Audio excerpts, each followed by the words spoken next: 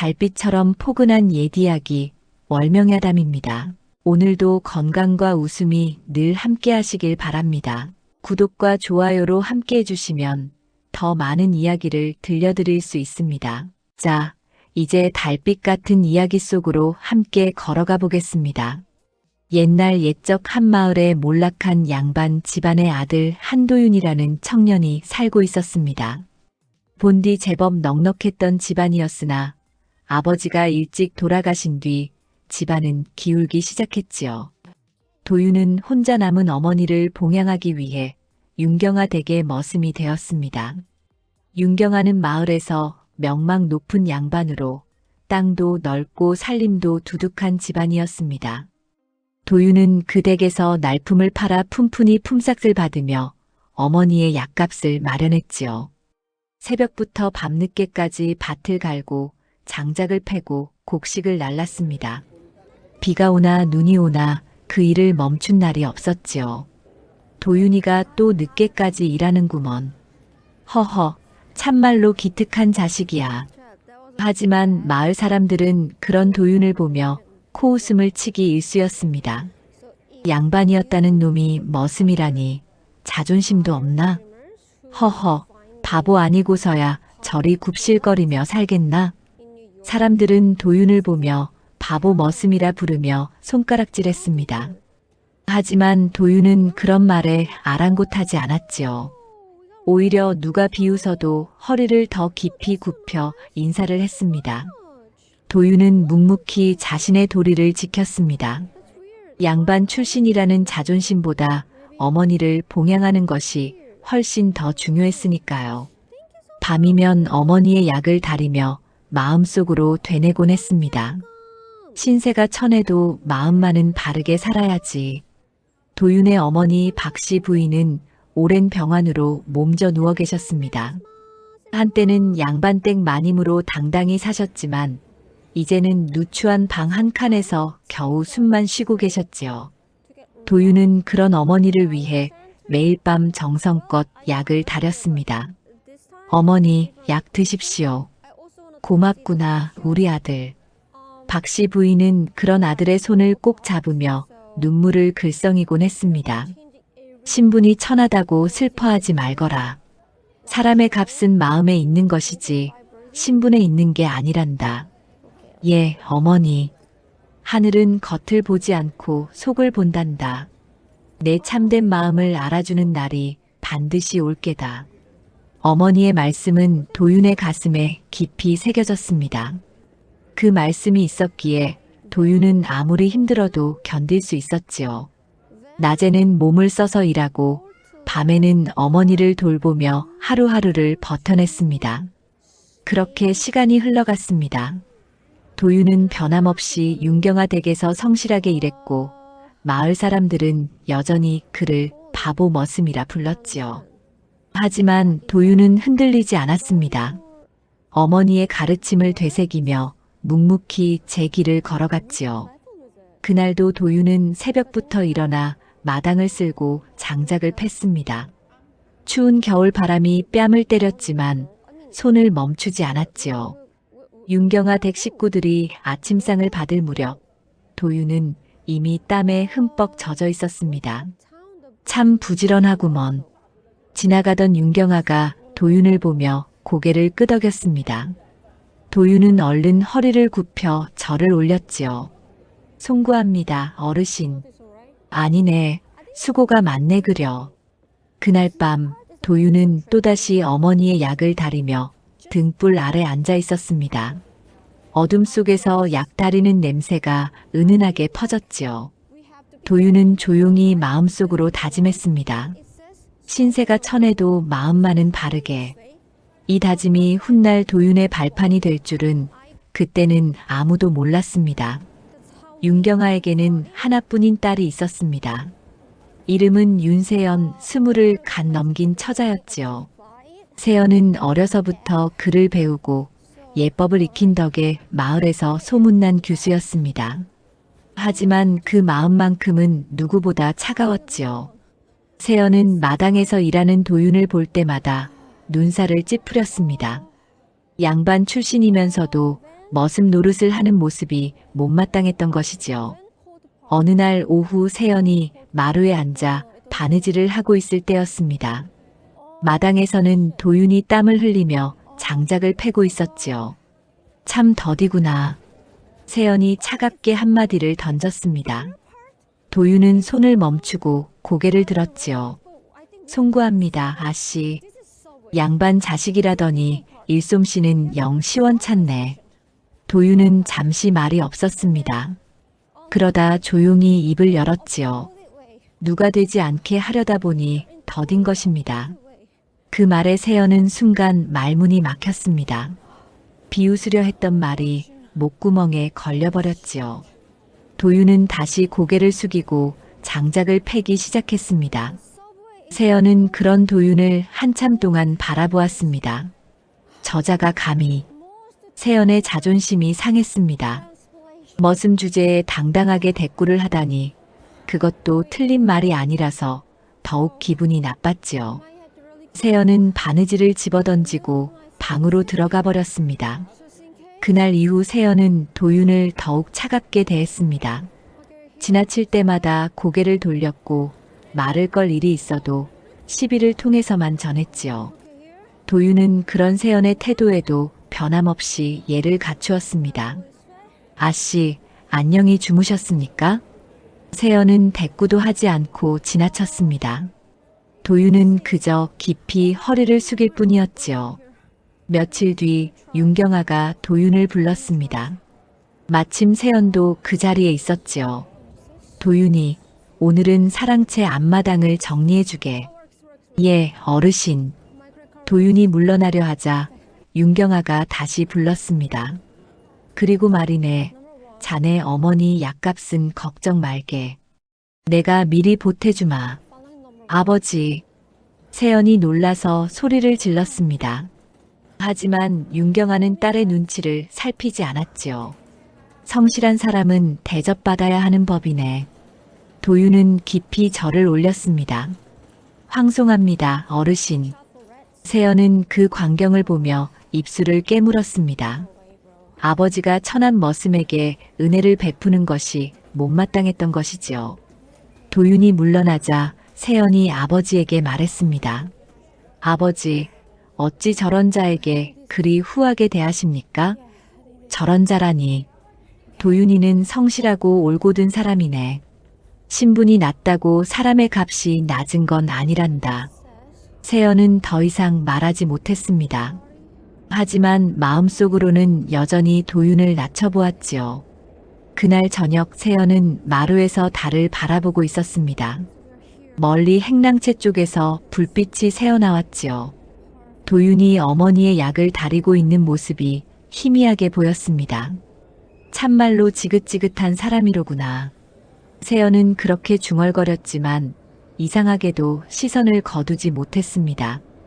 도윤이 어머니를 돌보는 모습에는 무언가 숭고한 것이 있었지요. 하지만 세연은 그것을 인정하고 싶지 않았습니다. 다음 날 아침 도윤이 우물에서 물을 깃고 있을 때였습니다.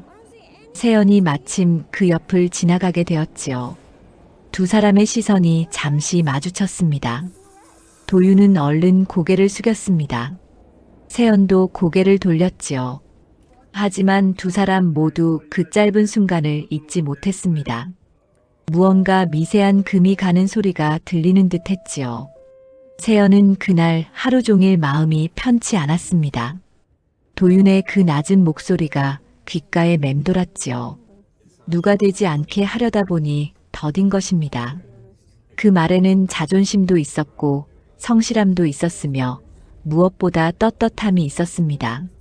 세연은 그것을 애써 외면하려 했지만 마음 한구석에서는 이미 무언가가 변하기 시작하고 있었지요. 하지만 세연은 그것을 받아들이지 않았습니다. 신분의 벽은 높았고 세연의 자존심은 더 높았으니까요. 두 사람의 시선은 갈라졌지만 훗날 변화를 예비하는 실금은 이미 그어져 있었습니다. 마을에는 세연을 흠모하는 양반 자제가 하나 있었습니다. 이름은 배현우, 고을 원님의 먼 친척벌 되는 자였지요. 배현우는 세연의 미모와 집안을 탐내어 자주 윤경아 댁을 드나들었습니다. 어르신, 안녕하십니까? 오, 현우가 왔구나. 어서 들어오게. 배현우는 겉으로는 예의 바르고 학식 있는 선비처럼 행세했습니다. 하지만 그 속내는 욕심으로 가득했지요. 세연의 관심을 끌려 애썼으나 세연은 배현우에게 마음을 주지 않았었습니다. 세연 낭자는 오늘도 아름답구려. 배현우가 건넨 말에 세연은 그저 가볍게 고개만 끄덕였습니다. 배현우는 그런 세연의 냉담한 태도에 속이 부글부글 끓었지요. 어느 날 배현우가 윤경아 댁을 찾았을 때였습니다. 마당에서 도윤이 땀을 흘리며 장작을 나르고 있었지요. 배현우는 그 모습을 보며 코웃음을 쳤습니다. 천한 머슴 주제에. 그런데 이상한 일이 벌어졌습니다. 세연이 마루에 서서 도윤을 바라보고 있는 것이 아니겠습니까? 그 시선은 차갑지도 그렇다고 따뜻하지도 않은 묘한 무언가가 담겨 있었지요. 배현우는 그 광경을 보자 질투가 치밀어 올랐습니다. 양반 자제인 자신보다 천한 머슴에게 세연이 눈길을 주다니 도저히 용납할 수 없었지요. 저 미련한 것이 감히. 배현우는 그날부터 도윤을 눈의 가시처럼 여겼습니다. 그리고 마침내 음흉한 꾀를 꾸미기 시작했지요.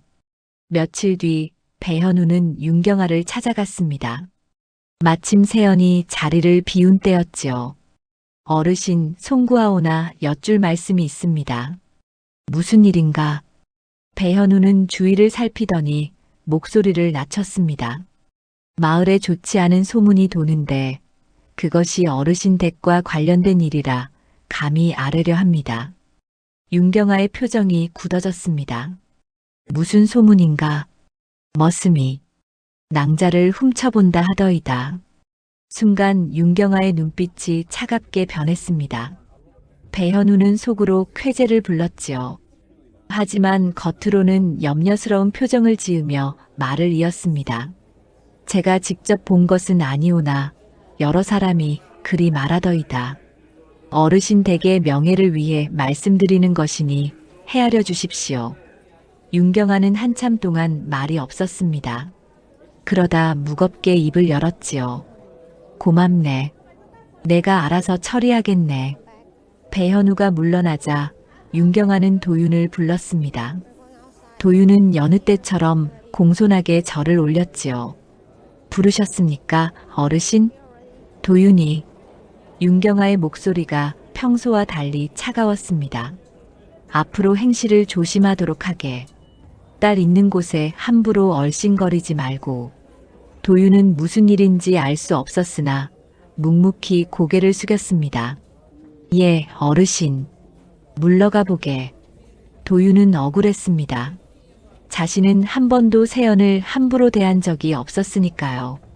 하지만 변명하지 않았습니다. 변명한들 머슴의 말을 누가 믿어주겠습니까? 그날 밤 도윤은 어머니의 약을 다리며 밤하늘을 올려다보았습니다. 별들이 총총히 빛나고 있었지요. 어머니께서 말씀하셨지. 억울해도 옳게 살라고. 도윤은 어머니의 가르침을 떠올렸습니다. 억울한 일을 당해도 바른 길을 가야 한다고 하늘이 다 지켜보고 계신다고 하셨지요. 어머니, 왜 그러느냐 아들아. 아무것도 아닙니다. 약 드십시오. 도윤은 어머니께 근심을 끼치고 싶지 않았습니다. 그저 조용히 자신의 길을 걸어갈 뿐이었지요. 마음의 깃발이 바람에 한번 크게 흔들렸습니다. 하지만 도윤은 그 깃발을 다시 세웠지요. 언젠가는 진실이 밝혀질 것이라 믿으며 도윤은 오늘도 묵묵히 살아갔습니다. 배현우는 멀리서 그 모습을 지켜보며 비웃었습니다. 하지만 그는 알지 못했지요. 자신이 뿌린 거짓의 씨앗이 훗날 어떤 열매를 맺게 될지를. 밤은 깊어갔고 도윤은 여전히 어머니 곁을 지키고 있었습니다. 그의 마음속 깃발은 다시 한번 바람에 흔들렸지만 결코 꺾이지 않았지요. 계절이 바뀌고 또 바뀌었습니다. 박씨 부인의 병세는 날이 갈수록 깊어져만 갔지요. 한때는 앉아서 죽이라도 마실 수 있었으나 이제는 누운 채로 숨만 겨우 쉬는 지경이 되었습니다. 도윤은 밤낮으로 어머니를 간호했습니다. 낮에는 윤경아 댁에서 일을 하고 밤에는 어머니 곁을 지켰지요. 잠은 한 시진도 제대로 자지 못했습니다. 어머니의 거친 숨소리가 들릴 때마다 가슴이 철렁 내려앉았지요. 어머니, 물 드시겠습니까? 고맙구나, 아들아. 박씨 부인의 목소리는 가늘게 떨렸습니다. 도윤은 어머니를 조심스럽게 일으켜 물을 먹였지요. 어머니의 몸은 뼈만 앙상하게 남아 있었습니다. 어머니, 제가 약을 다시 지어오겠습니다. 이번에는 꼭 나으실 겁니다. 아들아. 박씨 부인이 떨리는 손으로 도윤의 손을 잡았습니다. 이제 그만하거라. 어미는 이미 알고 있단다. 어머니, 무슨 말씀을. 내 아비가 꿈에 나타났다. 이제 갈 때가 되었다고 하더구나. 도윤의 눈에서 눈물이 주르륵 흘러내렸습니다. 어머니는 아들의 손을 꼭 쥐고 말을 이었지요. 아들아, 너무 슬퍼하지 말거라. 사람이 태어나면 언젠가는 떠나는 법이니. 어머니, 내 말을 잘 들으렴. 세상은 겉을 보아도 하늘은 속을 본단다. 박씨 부인의 목소리에 힘이 실렸습니다. 마지막 남은 기운을 짜내어 아들에게 당부하는 것 같았지요. 내가 비록 지금은 천한 몸으로 살아도 너의 참된 마음을 알아주는 날이 반드시 온다. 어미는 그것을 믿는단다. 예, 어머니. 억울한 일을 당해도 바른 길을 가거라. 거짓으로 남을 해치지 말고 진실로 사람을 대하렴. 도윤은 울음을 삼키며 고개를 끄덕였습니다. 사람의 값은 마음에 있는 것이지 신분에 있는 게 아니란다. 그것을 잊지 말거라. 예, 어머니. 명심하겠습니다. 박씨 부인은 아들의 얼굴을 한참 동안 바라보았습니다. 눈물이 주름진 뺨을 타고 흘러내렸지요. 우리 아들 참으로 기특하구나. 내가 있어서 어미는 행복했단다. 어머니, 그런 말씀 마십시오. 제가 효도도 제대로 못했는데. 아니란다. 너는 충분히 효자였어. 이제 내 앞날을 걱정 말고 살아가거라. 그날 밤 박씨 부인은 조용히 숨을 거두었습니다. 도윤은 어머니의 손을 붙잡고 밤새 울었지요. 하늘에서는 별들이 슬프게 빛나고 있었습니다. 다음 날 도윤은 상복을 입고 어머니의 장례를 치렀습니다. 윤경아가 부의금을 보내왔고 마을 사람들도 조문을 왔지요. 하지만 도윤은 아무 말도 하지 않았습니다. 그저 묵묵히 절을 올릴 뿐이었습니다. 장례를 치르고 난 뒤 도윤은 어머니의 방을 정리했습니다. 누추한 방 안에는 남은 것이 별로 없었지요. 그런데 어머니의 머리맡에 종이 한 장이 놓여 있었습니다. 도윤은 떨리는 손으로 그 종이를 집어들었습니다. 거기에는 어머니의 떨리는 글씨로 한 줄이 적혀 있었지요. 사람의 값은 마음에 있다. 도윤은 그 종이를 가슴에 품었습니다. 눈물이 다시 흘러내렸지요. 어머니는 마지막 순간까지 아들을 걱정하셨던 것입니다. 어머니, 제가 꼭 기억하겠습니다. 바르게 살겠습니다. 도윤은 어머니의 유언을 가슴 깊이 새겼습니다. 그 말씀이 앞으로 살아갈 등불이 될 것임을 알았지요. 상을 치르고 난 뒤에도 도윤은 여전히 윤경아 댁에서 일했습니다. 어머니가 안 계신 빈 방으로 돌아갈 때마다 가슴이 저렸지만 도윤은 허리를 더 굽혀 일했습니다. 도윤이 괜찮은가? 윤경아가 걱정스럽게 물었습니다. 예, 어르신. 괜찮습니다. 도윤의 목소리는 평소보다 더 낮았지만 흔들리지 않았습니다. 어머니의 가르침대로 바르게 살아가겠다는 다짐이 그를 지탱해 주었지요. 머리맡에 남은 종이 한 장, 그 짧은 문장이 도윤의 앞길을 비추는 등불이 되었습니다. 어둠 속에서도 길을 잃지 않도록 어머니가 켜놓고 가신 불빛이었지요. 어머니를 여인 슬픔 속에서도 도윤은 일상으로 돌아갔습니다. 윤경아 댁에서 품을 팔고 쉬는 날이면 산으로 나무를 하러 갔지요. 도윤은 새벽부터 산에 올라 나무를 베고 다듬었습니다. 땀이 옷을 적시고 손에는 물집이 잡혔지만 쉬지 않고 일했지요. 며칠이 그렇게 흘렀습니다. 산에서 내려온 도윤은 나무를 지게에 지고 장터로 향했지요. 5일장이 서는 날이었습니다. 장터에는 사람들이 북적거렸고 온갖 물건을 사고 파는 소리로 시끌벅적했습니다. 나무 사시오. 잘 마른 나무. 도윤이 외치자 한 안악이 다가왔습니다. 이게 얼마요? 다푼입니다. 너무 비싸네. 석푼에 주시오. 그러시지요. 도윤은 흥정도 없이 나무를 팔았습니다. 돈이 조금이라도 생기면 다행이었지요. 그렇게 나무를 팔고 있는데 저 멀리 낯익은 얼굴이 보였습니다. 윤세연이었지요. 세연은 시비를 데리고 장터를 구경하고 있었습니다. 도윤은 고개를 돌렸습니다. 어머니상을 당한 뒤로는 더욱 사람들의 눈을 피하고 싶었으니까요. 그런데 그때였습니다. 장터 저편에서 고함 소리가 들려왔지요. 이 도둑놈아, 내 돈을 돌려놔. 아니, 내가 언제. 싸움이 벌어졌습니다. 한 장사치와 손님이 주먹 다짐을 하기 시작했지요. 사람들이 우르르 몰려들었습니다. 도윤도 무슨 일인가 싶어 그쪽을 바라보았습니다. 바로 그때였습니다. 싸움이 벌어진 곳 근처의 포목전에서 연기가 피어올랐지요. 처음에는 가느다란 연기였으나 순식간에 불길이 치솟기 시작했습니다. 불이야, 불. 사람들이 비명을 지르며 사방으로 흩어졌습니다. 장터는 순식간에 아비규환이 되었지요. 나무로 지은 정각들은 불길의 삽시간에 휩싸였습니다. 도윤은 그 광경을 보고 얼어붙었습니다. 하지만 곧 정신을 차렸지요. 불길 속에서 아이 우는 소리가 들렸던 것입니다. 살려주세요.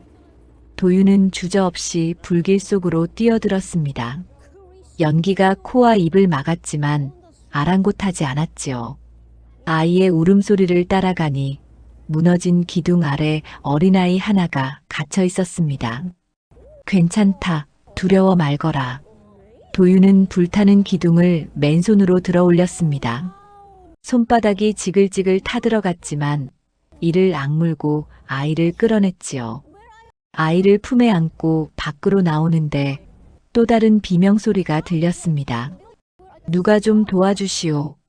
노인 한 분이 넘어져 일어나지 못하고 있었습니다. 도윤은 아이를 안전한 곳에 내려놓고 다시 불길 속으로 들어갔습니다. 노인을 업고 나오는데 무너지는 지붕 기둥이 도윤의 등을 내리쳤지요. 도윤은 비틀거렸지만 쓰러지지 않았습니다. 노인을 안전한 곳에 내려놓고 나서야 그는 그 자리에 주저앉았습니다. 온몸이 그을리고 손에는 심한 화상을 입었지요. 고맙소, 고맙소. 노인이 도윤의 손을 잡고 눈물을 흘렸습니다. 아이의 어미도 달려와 도윤에게 절을 올렸지요. 은인이십니다. 정말 고맙습니다. 세연도 그 광경을 멀리서 지켜보고 있었습니다. 불길 속으로 뛰어드는 도윤의 모습을, 아이와 노인을 구하는 모습을 똑똑히 보았지요. 가슴이 두근거렸습니다. 저 사람이 정말 머슴이 맞는가 싶었습니다. 다행히 불은 마을 사람들이 힘을 합쳐 끌 수 있었습니다. 하지만 장터의 반은 잿더미가 되어버렸지요. 사람들은 넋을 잃고 주저앉아 있었습니다. 그날 밤 도윤은 화상을 치료하고 집으로 돌아왔습니다. 손은 붕대로 칭칭 감겨 있었고 몸 곳곳이 쑤셨지요. 하지만 마음만은 편안했습니다. 사람의 목숨을 구했으니까요. 어머니, 제가 옳은 일을 했겠지요? 도윤은 어머니의 위패 앞에 앉아 조용히 중얼거렸습니다. 그러나 도윤은 몰랐습니다. 그날 밤 배현우가 음흉한 짓을 꾸미고 있다는 것을. 배현우는 윤경아 댁의 채권 장부를 훔쳐내어 불태우려다 장터에 불을 낸 장본인이었지요. 자신의 빚을 없애려던 탐욕이 화를 키운 것입니다. 하지만 배현우는 자신의 죄를 숨기기 위해 더 큰 거짓을 꾸미기 시작했습니다.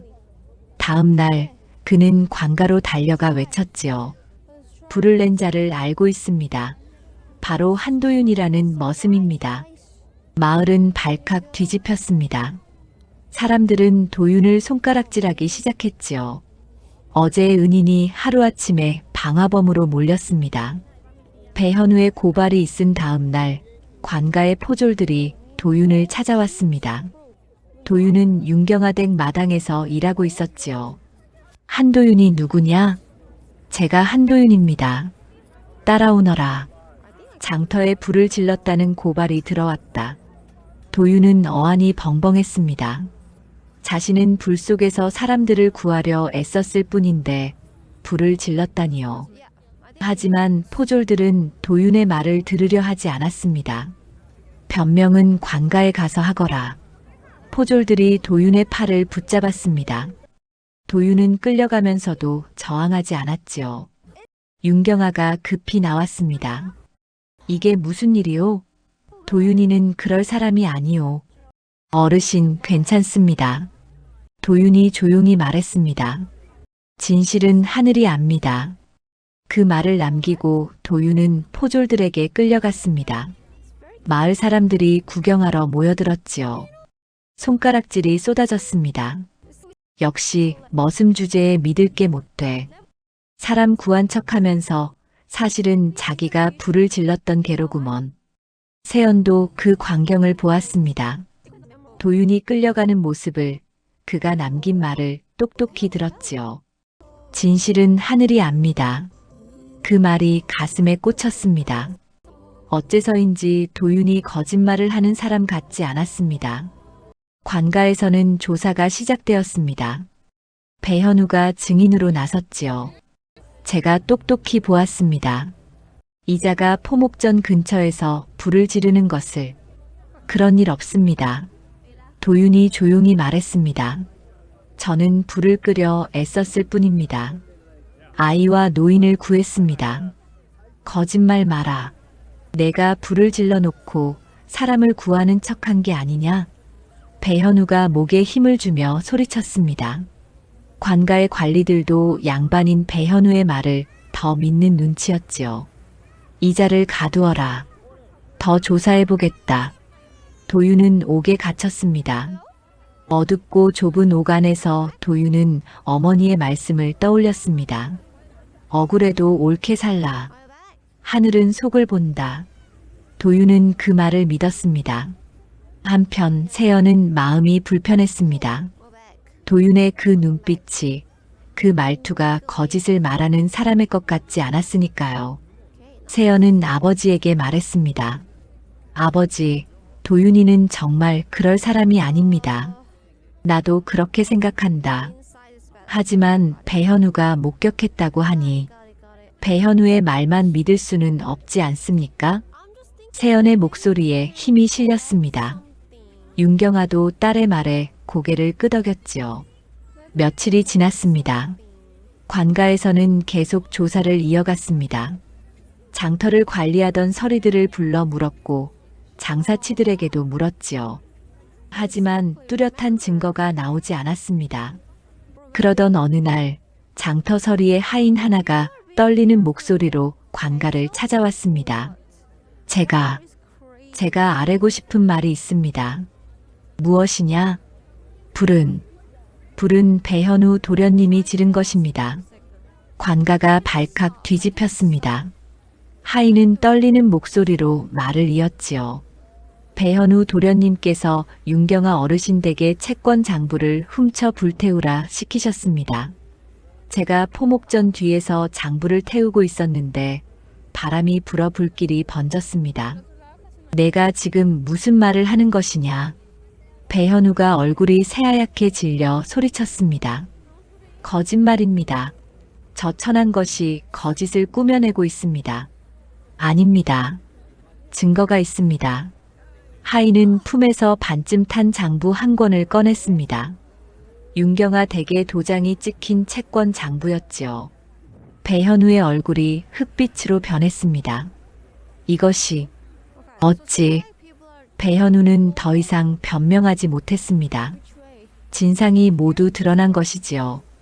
배현우는 윤경아에게 많은 빚을 지고 있었고 그 빚을 없애려고 장부를 훔쳐 불태우려 했던 것입니다.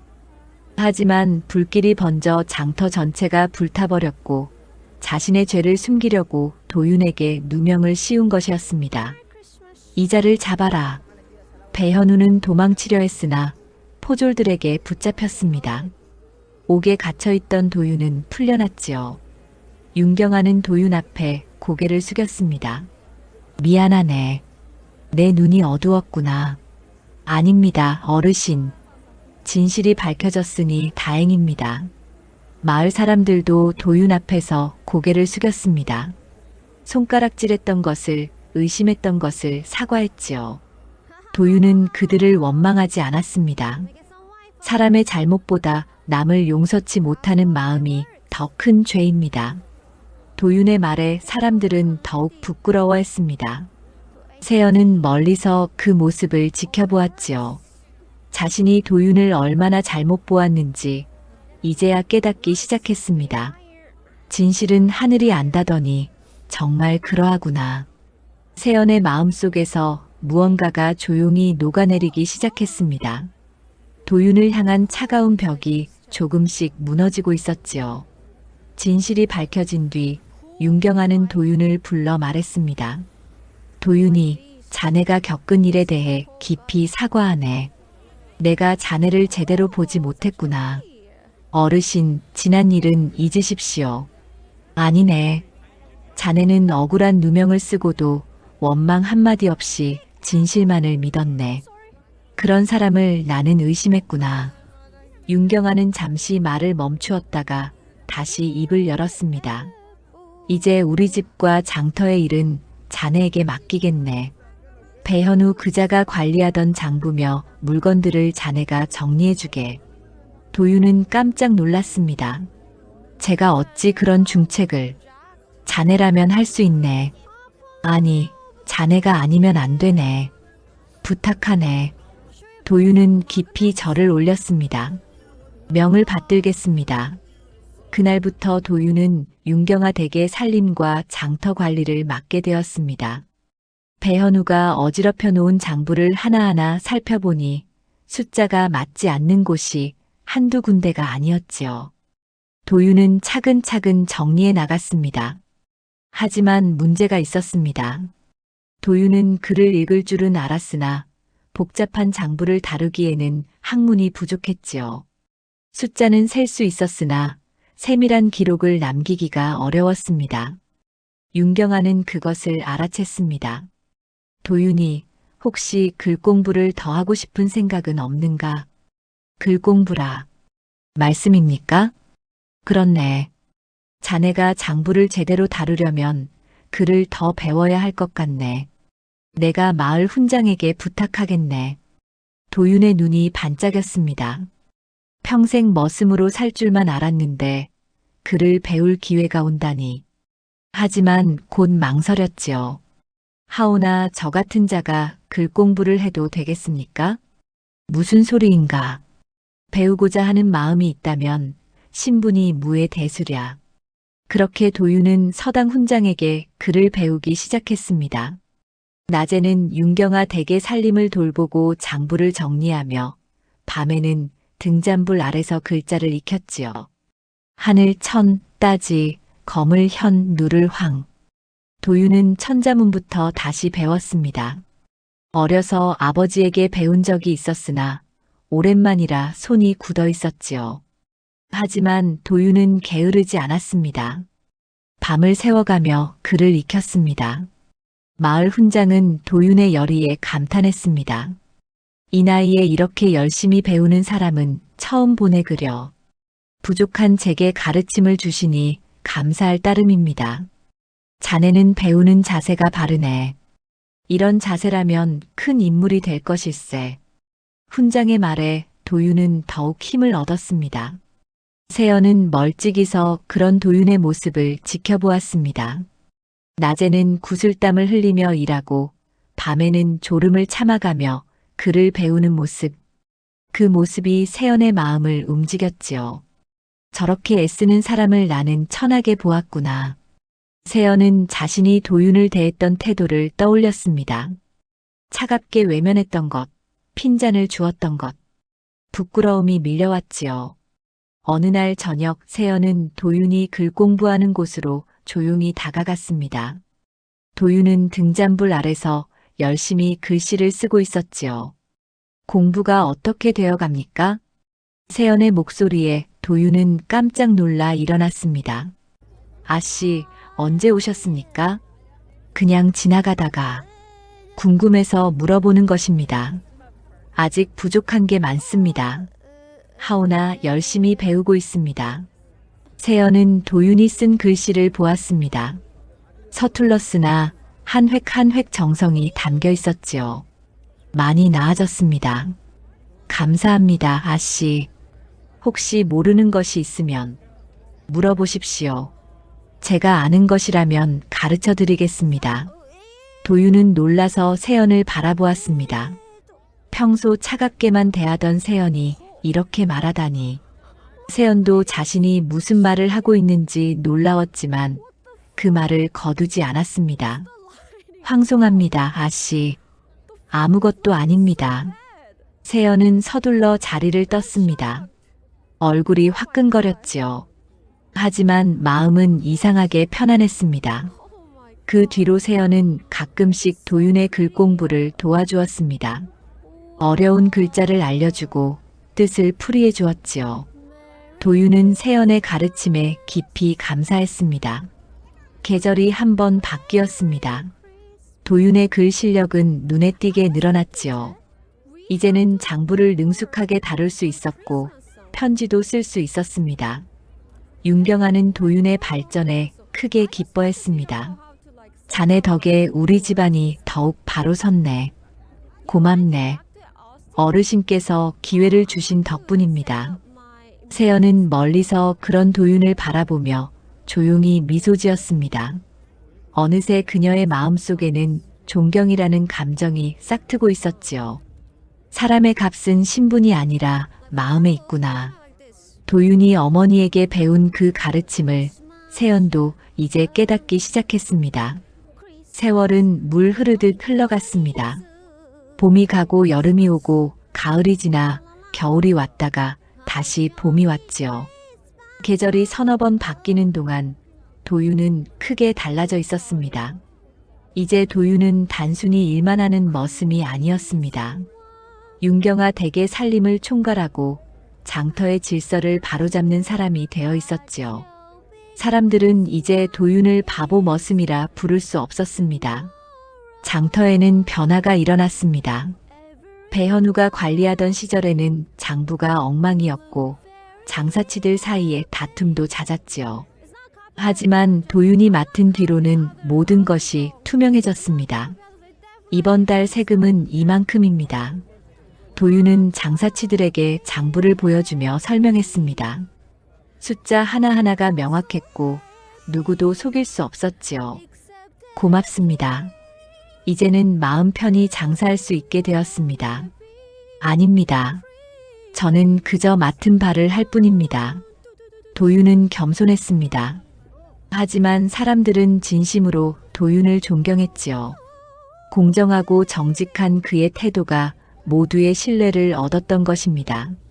마을에서도 도윤의 평판은 높아졌습니다. 이웃 간의 다툼이 생기면 도윤을 찾았고 어려운 일이 생기면 도윤에게 조언을 구했지요. 우리 형제가 땅 문제로 다투고 있는데 자네가 좀 중재해주지 않겠나? 제가 보기에는 이렇습니다. 형님께서는 동쪽 밭을, 아우님께서는 서쪽 밭을 가지시는 것이 공평할 듯합니다. 그게 좋겠구먼. 역시 도윤이 말이 옳네.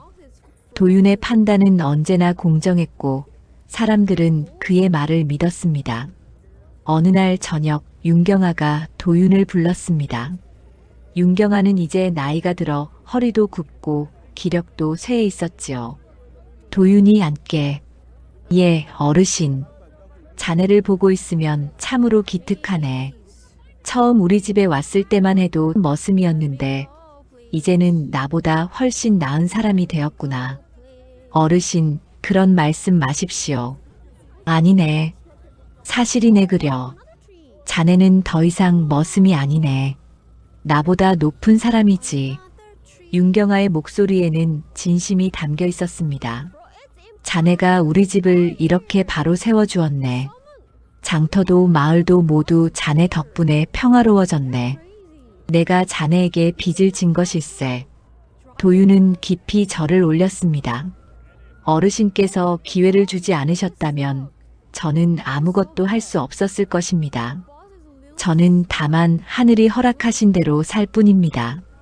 윤경아는 도윤의 손을 꼭 잡았습니다. 고맙네, 정말 고맙네. 그날 밤 세연은 마루에 앉아 달을 바라보고 있었습니다. 멀리 도윤이 장부를 정리하는 모습이 보였지요.